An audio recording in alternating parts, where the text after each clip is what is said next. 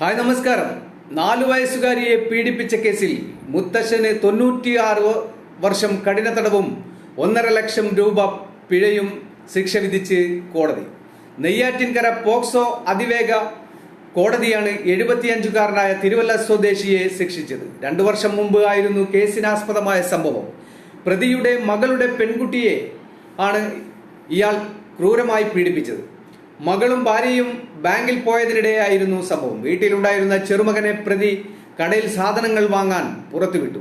വീട്ടിലെത്തി മകളെ കുളിപ്പിക്കുമ്പോഴാണ് പീഡന വിവരം അമ്മയോട് കൂട്ടി പറയുന്നത്. തുടർന്ന് തിരുവല്ല പോലീസിനാണ് കേസ് അന്വേഷിച്ച് കോടതിയിൽ കുറ്റപത്രം സമർപ്പിച്ചത്. 3 വകുപ്പുകളിലായി 25 വർഷം വീതവും പോക്സോയിലെ വിവിധ വകുപ്പുകൾ പ്രകാരം 21 വർഷവുമാണ് ശിക്ഷിച്ചത്. ചെറുമകളെ സംരക്ഷിക്കേണ്ട മുത്തശ്ശനായ പ്രതി ചെയ്ത പ്രവൃത്തി ക്രൂരവും നിന്ദ്യവുമാണെന്ന് കോടതി വിലയിരുത്തി. പ്രോസിക്യൂഷൻ ഭാഗത്തു നിന്നും 23 സാക്ഷികളെയും 26 രേഖകളും ഹാജരാക്കി. സ്പെഷ്യൽ പബ്ലിക് പ്രോസിക്യൂട്ടറായ വെള്ളറട KS സന്തോഷ് കുമാർ പ്രോസിക്യൂഷന് വേണ്ടി ഹാജരായി.